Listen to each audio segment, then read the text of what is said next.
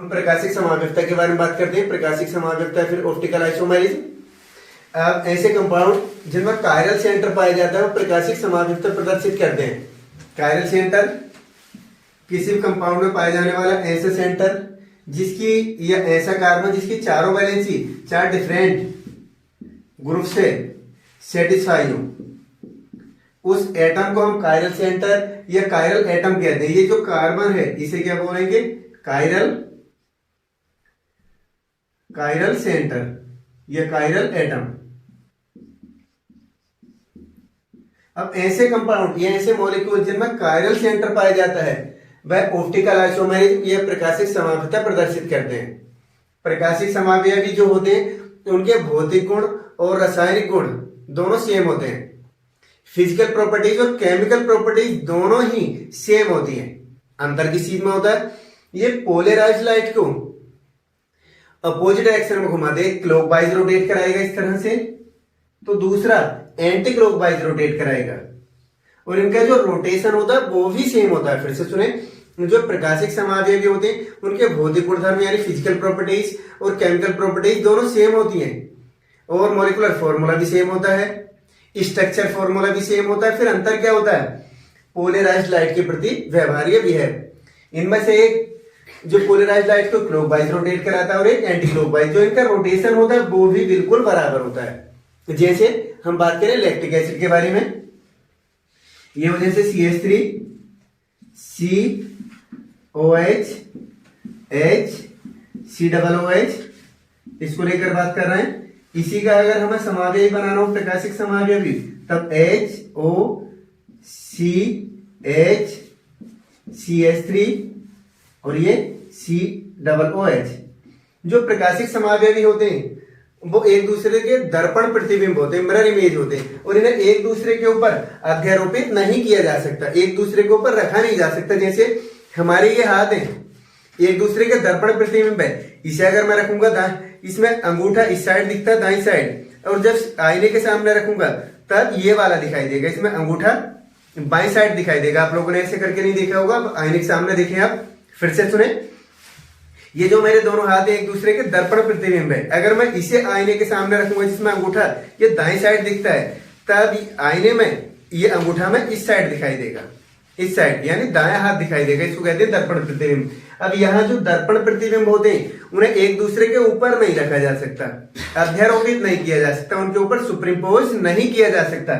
जैसे इस वाले को उठाकर मैं इस पे रखूं, इसे उठाऊं मैं और यहां रखूं तो ये OH उठकर यहां जाएगा, इसे इसके ऊपर नहीं रखा जा सकता।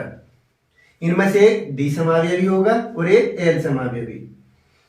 हम इन दोनों को देखकर नहीं बता सकते कौन सा इसमें D समावयवी है और कौन सा L समावयवी। D का मीन्स डेस्टो रोटेटरी यानी दक्षिण ध्रुवण घूर्णक और L का मीन्स लीवो रोटेटरी यानी वामावर्त ध्रुवण घूर्णक। अब इनके लिए जैसे हम आयुपेशी नाम की बात करते हैं, आयुपेशी नाम होते हैं इनके R और S, बहुत ज्यादा इंपॉर्टेंट है। जो IIT नीट ये जो बहुत हाई लेवल के एंट्रेंस होते हैं उनमें RS नोमेनक्लेचर आता है ऑप्टिकल आइसोमर्स का। अब मैं इसके लिए RS समझा देता हूं, बहुत ज्यादा इंपॉर्टेंट है। जनरली ये 12th क्लास में कम ही होता है, कहीं किसी बोर्ड में होता है और कहीं किसी बोर्ड में नहीं होता, लेकिन IIT नीट या PhD लेवल के जो एंट्रेंस होते हैं उनमें R और S अवश्य होता है। अब मैं जैसे ब्यूटेनोइक एसिड को लेकर बात करता हूं कि इसमें R और S कैसे लिखा जाएगा, आप समझ पा रहे हैं? RS समझाने की कोशिश कर रहा हूं, देखें आप RS नोमेनक्लेचर कैसे होता है। फिर ध्यान से देखेंगे, यदि आप ध्यान से देखेंगे तो आप इजीली समझ जाएंगे, बहुत इंपॉर्टेंट टॉपिक है ये।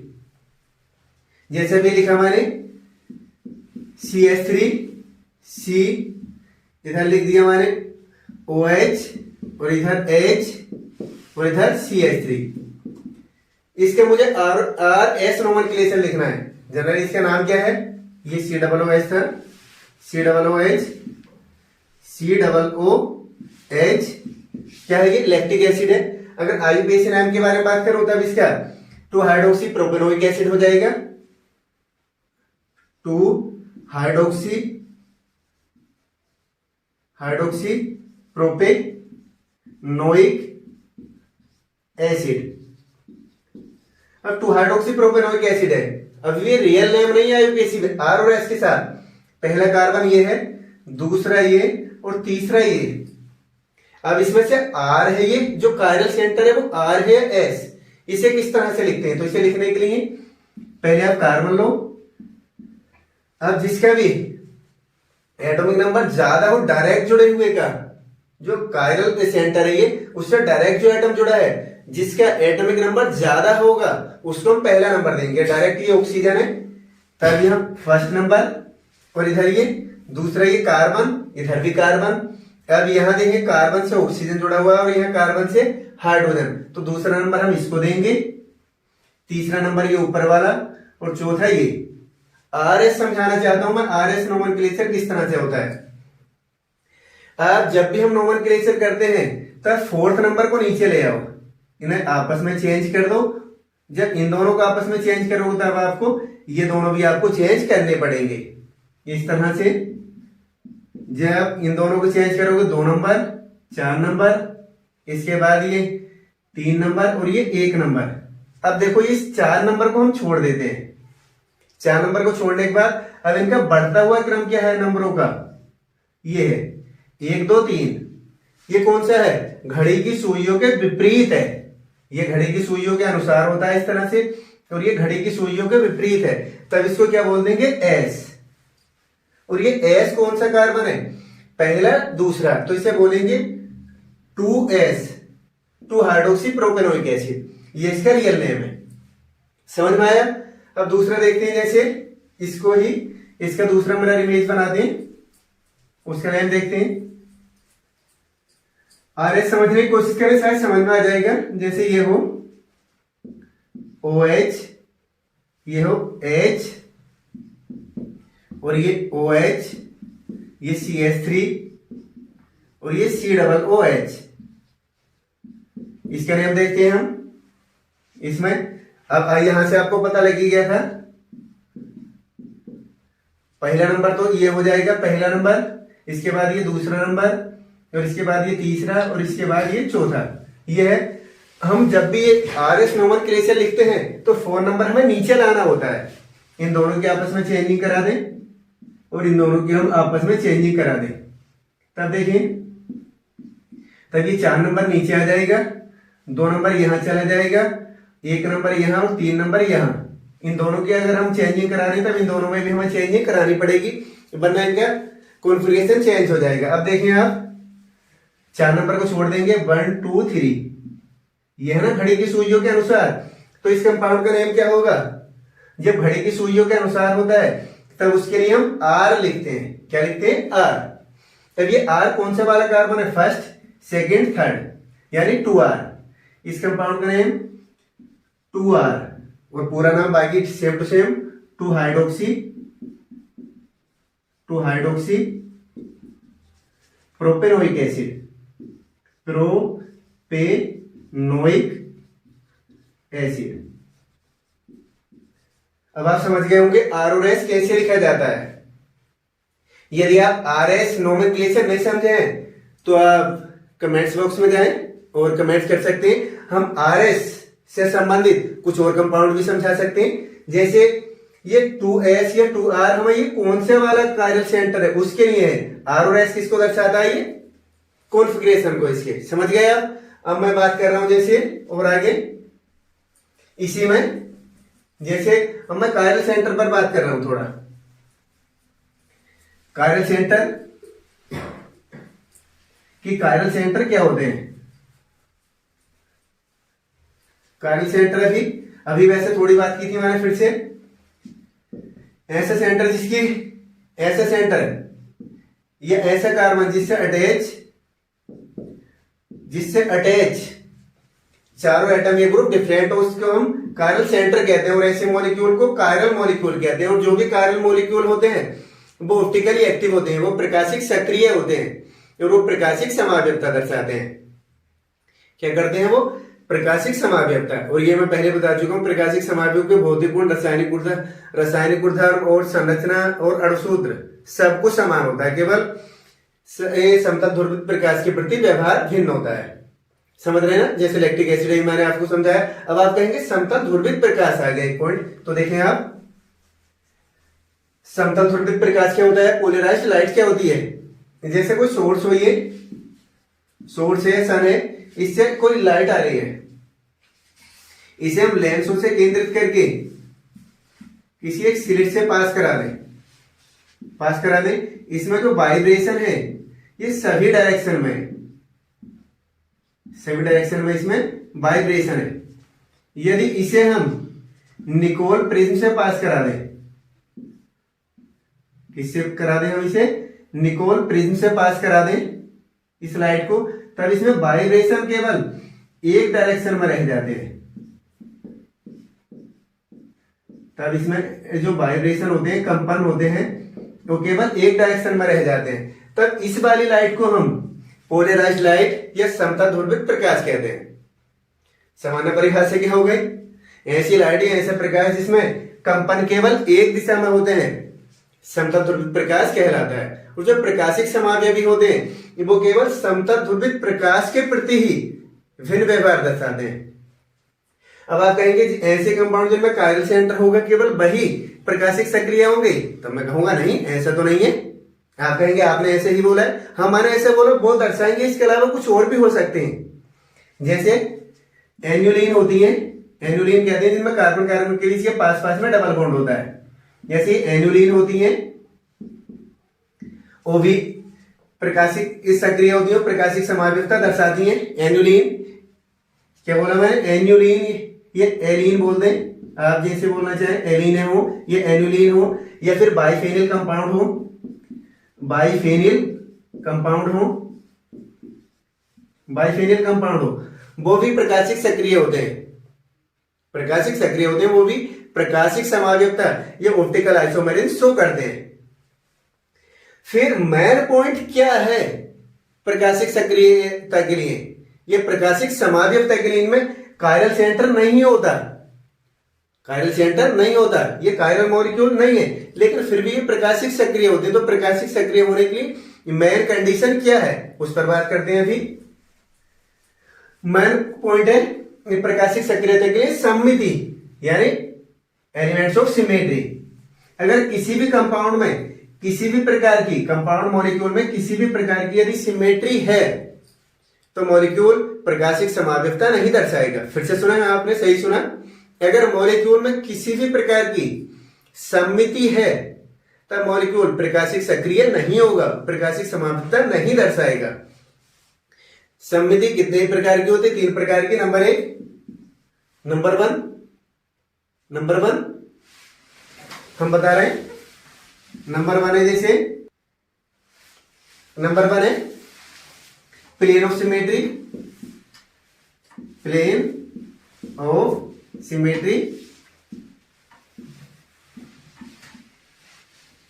ध्यान देंगे ढंग से, प्लेन ऑफ सिमेट्री। नंबर 2, एक के बारे में बात करते हैं। Number 2 axis of symmetry,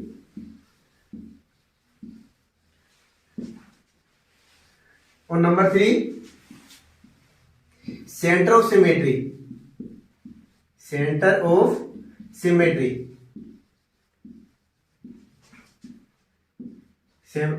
symmetry.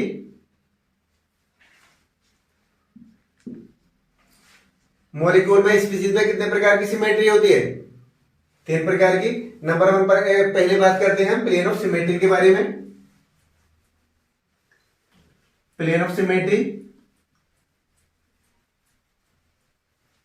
यदि किसी, जैसे प्लेन ऑफ सिमेट्री होती क्या है, जैसे अल्फाबेट होते हैं इंग्लिश के अक्षर ए या बी, किसी मॉलिक्यूल में पाया जाने वाला ऐसा तल, समझ रहे हैं ना, सममिति तल बोले, इसे हिंदी में क्या बोल सकते हैं, सममिति तल, हिंदी में सममिति तल।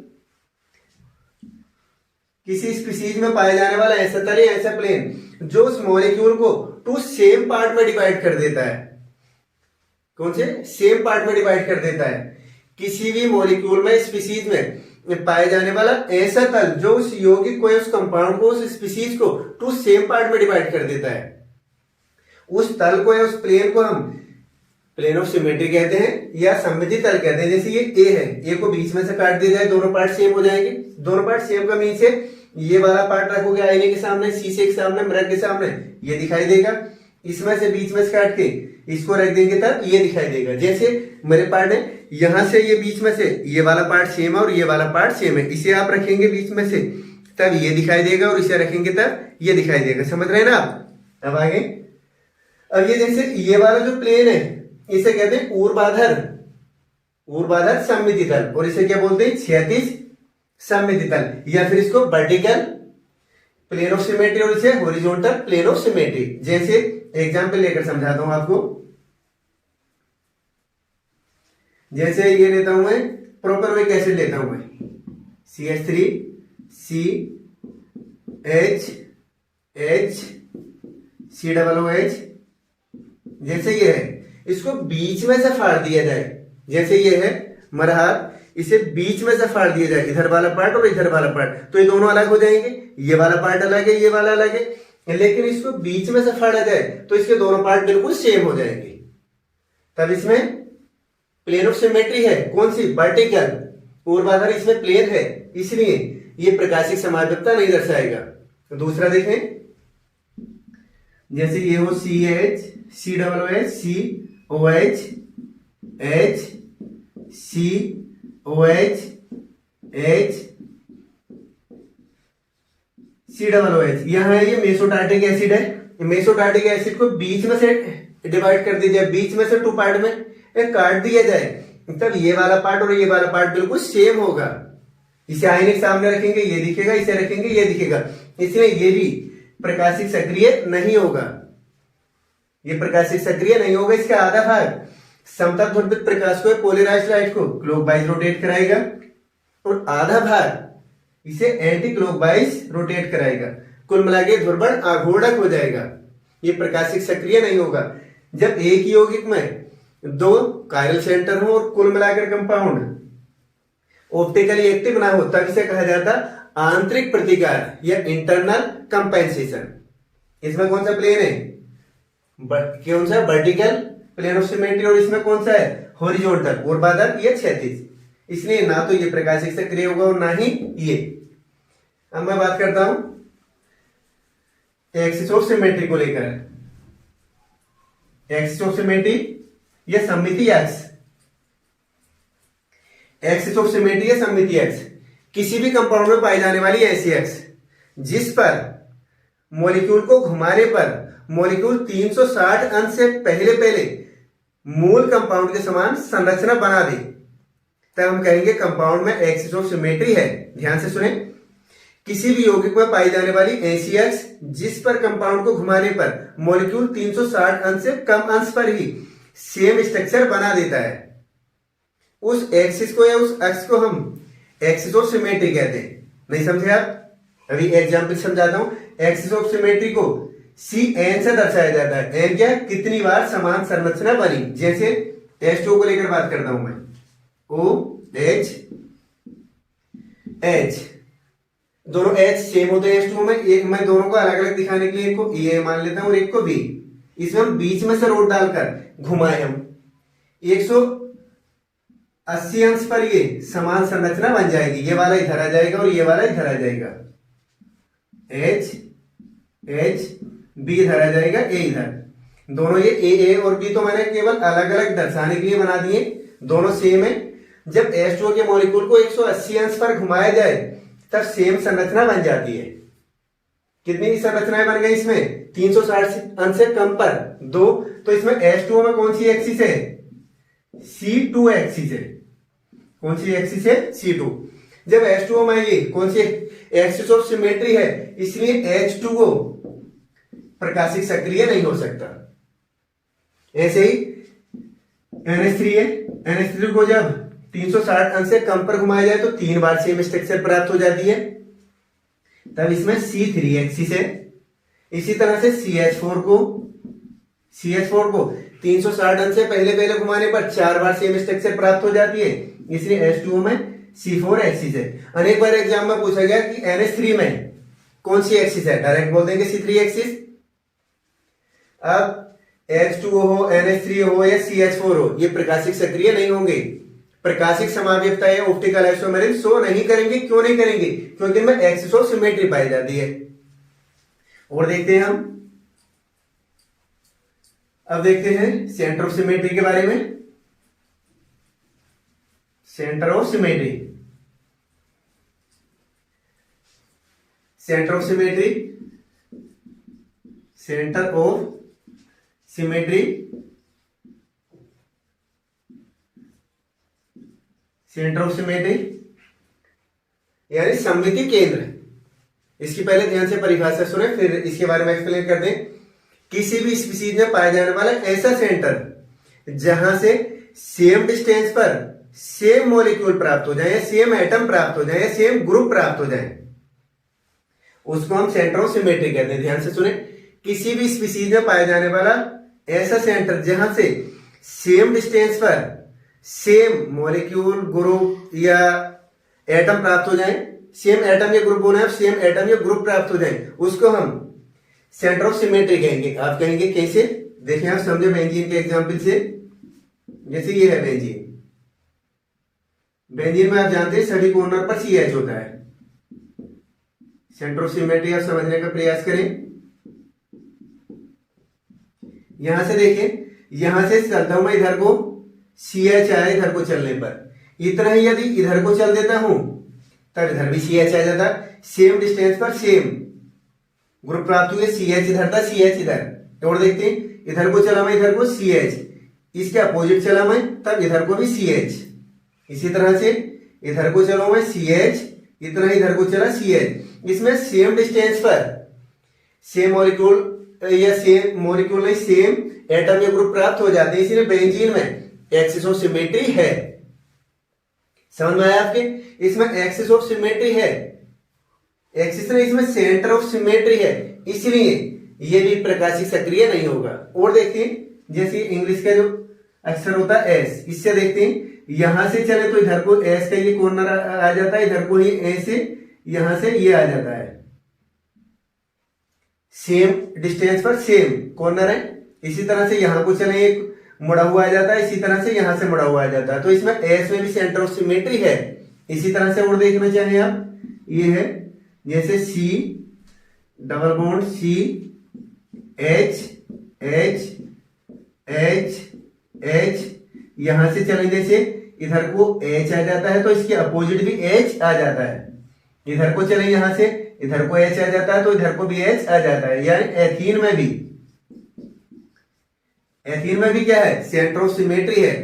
ऐसे कंपाउंड जिनमें सिमेट्री होती है, एक्सिस ऑफ सिमेट्री, या पहले अभी सेंटर ऑफ सिमेट्री की बात करूं, ऐसे कंपाउंड जिनमें सेंटर ऑफ सिमेट्री होती है वो प्रकाशिक सक्रिय नहीं होते, वो प्रकाशिक समाव्यवता नहीं दर्शाते हैं। अब ना तो बेंजीन दर्शाएगा और ना ही एथीन दर्शाएगा। अब प्रकाशिक सक्रियता के लिए कायरल सेंटर ज्यादा इंपॉर्टेंट है कि सिमेट्री? तब आप कहेंगे सिमेट्री। ऐसे कंपाउंड जिनमें किसी भी प्रकार की कोई भी सिमेट्री नहीं पाई जाती है, वो सभी कंपाउंड या सभी मॉलिक्यूल या सभी स्पीशीज प्रकाशिक सक्रिय होती है। समझ पा रहे हैं? वो क्या होंगी? सबकी सब प्रकाशिक सक्रिय होंगे। अब हम प्रकाशिक समावयवियों के बारे में थोड़ा डिटेल से बात करते हैं। ध्यान से देखें आप, प्रकाशिक सक्रिय, जैसे मैं लेकर बात करूं 2,3 डाइक्लोरो ब्यूटेनोइक एसिड को लेकर बात करूं, ब्यूटेनोइक एसिड को लेकर बात करूं, इसमें 2 कायरल सेंटर है। इसमें कितने कायरल सेंटर होते हैं? 2। जैसे देखें CH3 C Cl H C Cl H C double OH। इनके बारे में डिटेल से देखेंगे, बहुत सारे एंट्रेंस के लिए बहुत ज्यादा इंपॉर्टेंट है।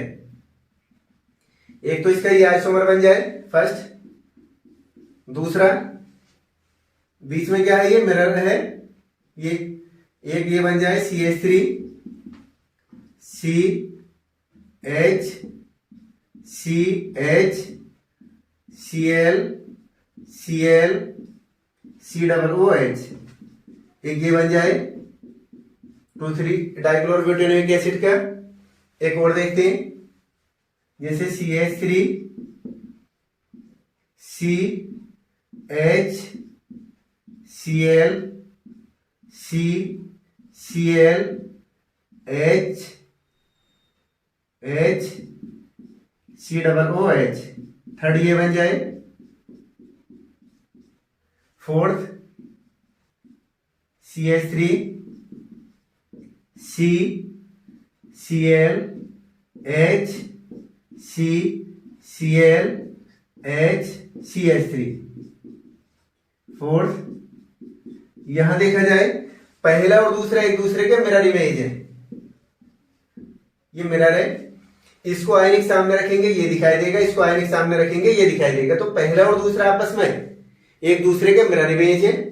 इसी तरह से देखा जाए तीसरा और चौथा, इसको आयनिक सामने रखेंगे ये दिखेगा और इसको आयनिक सामने रखेंगे ये दिखेगा। इस तरह से तीसरा और चौथा भी आपस में मिरर इमेज है। तब पहला और दूसरा या फिर तीसरा और जो चौथा है आपस में एक दूसरे के मिरर इमेज है, दर्पण प्रतिबिंब है। इस तरह के आइसोमर को क्या कहा जाता है? क्या कहा जाता है इन्हें? एनांशियोमर्स। क्या कहते हैं इन्हें? एनांशियोमर्स।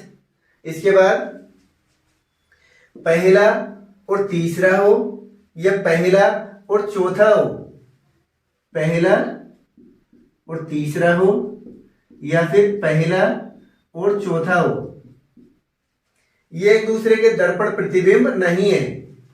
इसी तरह से दूसरा और तीसरा हो या फिर दूसरा और चौथा हो, ये भी दूसरा और तीसरा या फिर दूसरा और चौथा, ये भी आपस में एक दूसरे के दर्पण प्रतिबिंब नहीं है। इन्हें एक दूसरे के विपरीत समावयवी कहा जाता है। विपरीत समावयवी मींस डायस्टीरियोमर्स कहा जाता है। फिर से सुने, ऐसे आइसोमर जो एक दूसरे के दर्पण प्रतिबिंब होते हैं, एक दूसरे के दर्पण प्रतिबिंब होते हैं, जिन्हें एक को आयनिक सामने रखने से दूसरा दिखता है, उन्हें क्या बोला जाता है? एनांशियोमर्स।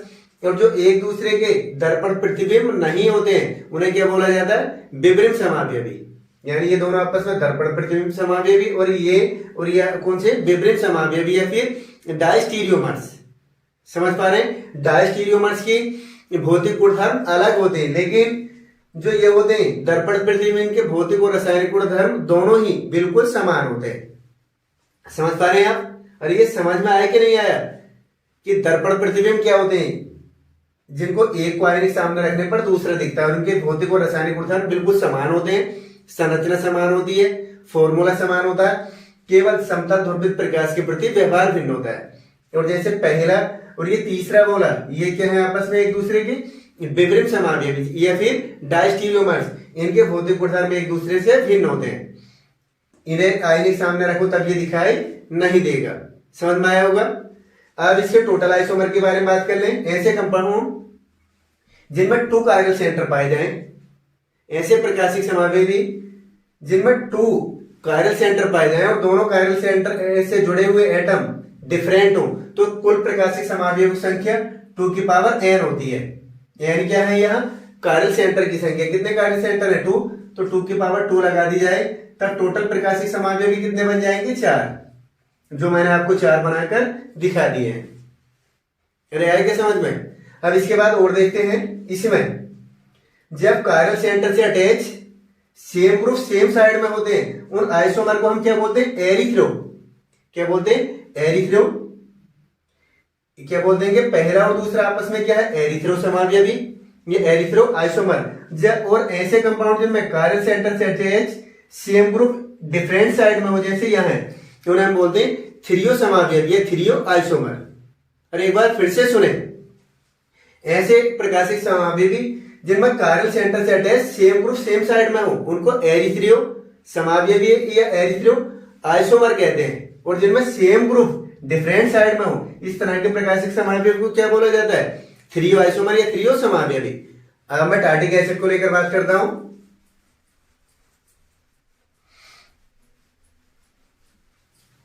ध्यान से देखिए आप, टार्टिक एसिड को लेकर बात करता हूं।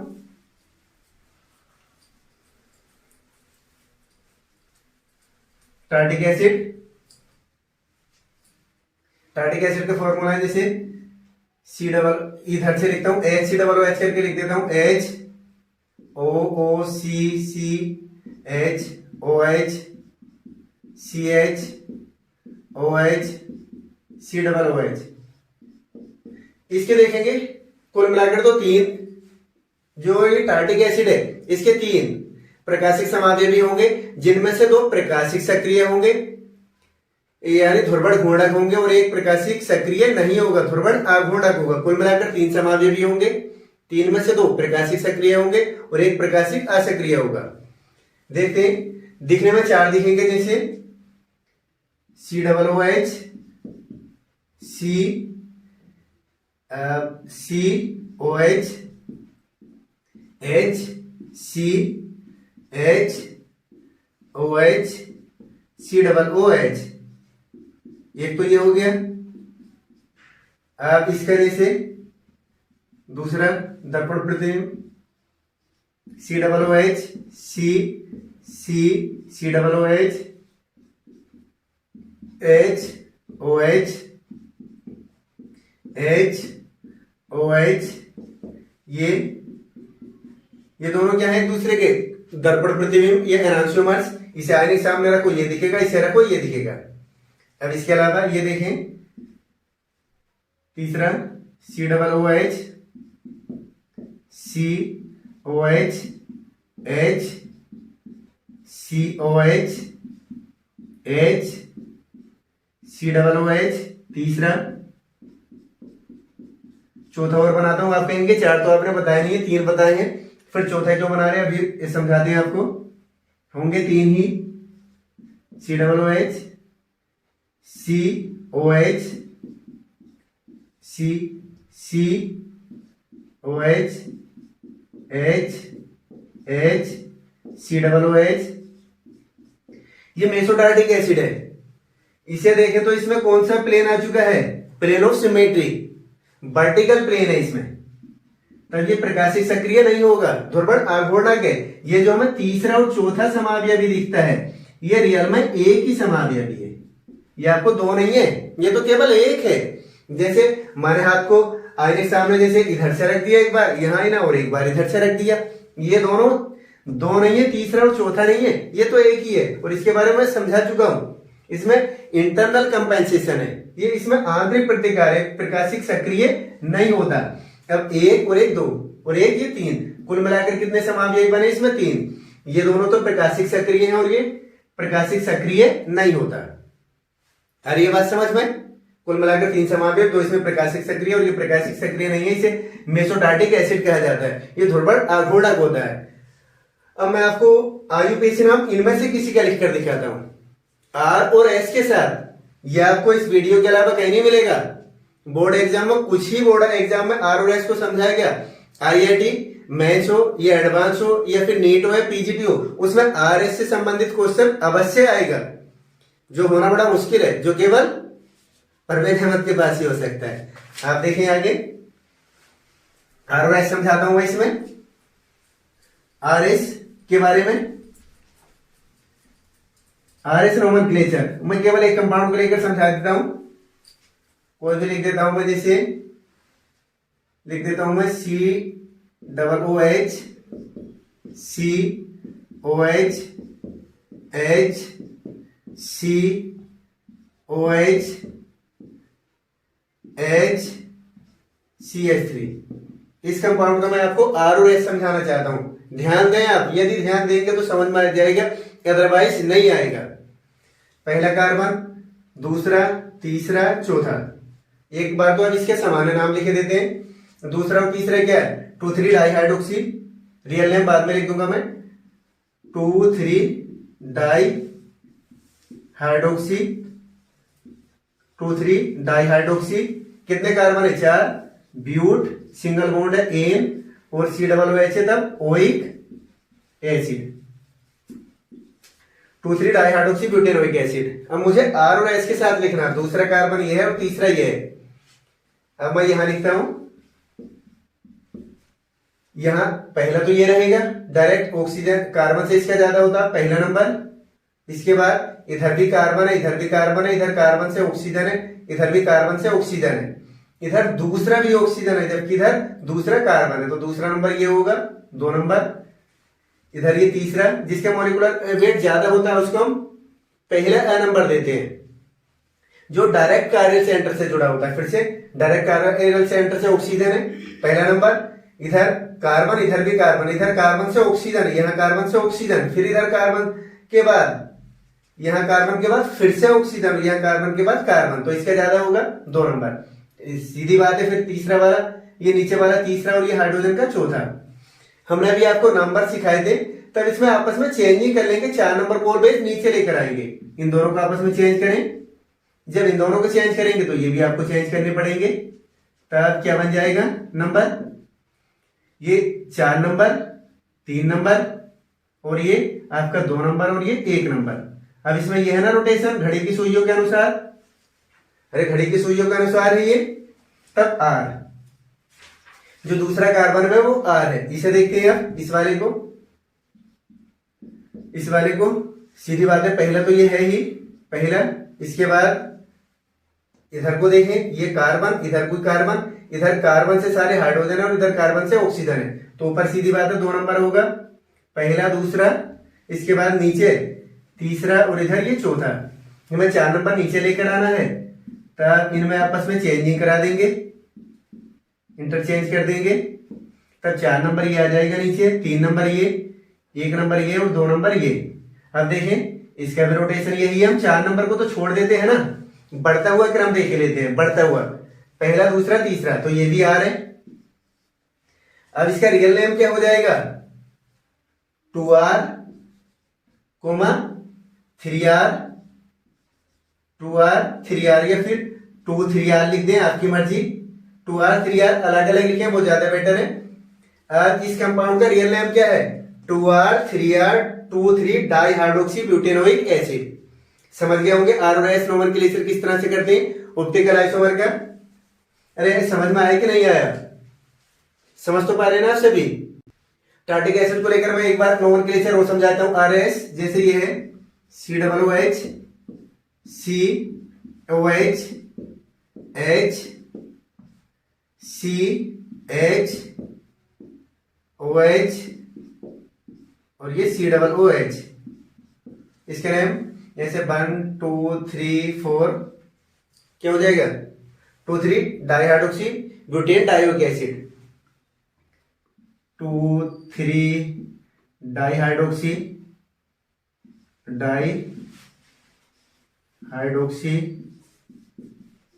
Butane dioic acid. आगे को लिखना है मुझे, आगे को लिख नहीं पा रहा हूं, इधर को लिख देता हूं, डाइओइक एसिड। ये इसके साथ अटैच है, अलग अलग नहीं लिखते, ब्यूटेन डाइओइक एसिड। अब इसमें आर एस समझाता हूं एक बार फिर से, आप समझ जाएं। पहले इस कार्बन को लेता हूं मैं, दूसरे वाले को इधर से, ये सेम है जैसे, इससे ऐड से लेता हूं मैं, पहला दूसरा तीसरा चौथा। इस कार्बन को ये है, ये इसके स्थान पर कुछ और ले लूं मैं, चलो कुछ और लेकर बात कर लेता हूं मैं। यहाँ CH3 लेता हूं, तब शायद आपकी समझ में आसानी से आ जाए। तब इसका कोई और नाम लेता हूं मैं, आप आसानी से समझ सकें इसका। ये भाई हो जाएगा 2, 3 डाइहाइड्रोक्सी। फिर से आयुर्वेद नाम तो ये आपसे आते होंगे, नहीं आते तो फिर से देख लें। 1, 2, 3, 4 है, 4 में दूसरे पर हाइड्रोक्सी है, तीसरे पर हाइड्रोक्सी है, तब 2, 3 डाई हाइड्रोक्सी। कितने कार्बन है, 4 को आप ब्यूट बोल देते हैं, ब्यूट।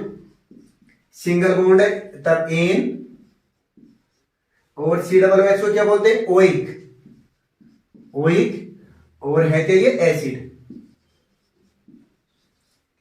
इसको क्या बोलते हैं, ओइक एसिड। अब इसमें आर और एस देखना, पहला कार्बन दूसरा तीसरा चौथा। अब हम दूसरे कार्बन को लेते हैं, ऊपर लिखता हूं मैं दूसरा कार्बन। दूसरे कार्बन में पहला तो ये है नंबर, डायरेक्ट कार्बन से जुड़ा हुआ देखते हैं, जो एटम होता है उसका एटॉमिक नंबर 1। उसके बाद यहां देखें, इससे ये भी कार्बन है, ये भी कार्बन है बराबर, इससे एक ऑक्सीजन है, इससे भी एक ऑक्सीजन है, उसके बाद फिर से ऑक्सीजन है, जबकि यहां कार्बन है, इसका वेट ज्यादा हुआ, तब दूसरा। इसके बाद इसके कंपेयर में सीधा दिखता है ये तीसरा, और इसके बाद ये वाला चौथा। और जब भी हम ये आर एस नोमेनक्लेचर लिखते हैं तो आपस में चेंजिंग कर ही देते हैं। 4 नंबर हमें नीचे लेकर ही आना है। जब लेकर आए तब ये बन जाएगा, इन दोनों की चेंजिंग करेंगे 1 2 और ये 3 इधर पहुंच जाएगा और ये 4। जब ये हम आर एस करते हैं तो अब इस 4 नंबर को हम ऑलवेज छोड़ देते हैं, फिर देखते हैं बढ़ता हुआ क्रम है कि घटता हुआ।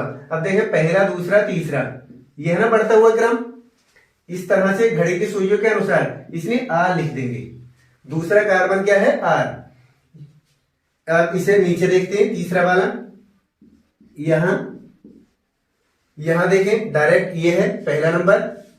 इसके बाद इस कार्बन से ये सीधी बात है ज्यादा है और ये थोड़ा है, तब ये दूसरा नंबर और ये नीचे तीसरा नंबर और एच ये चौथा नंबर।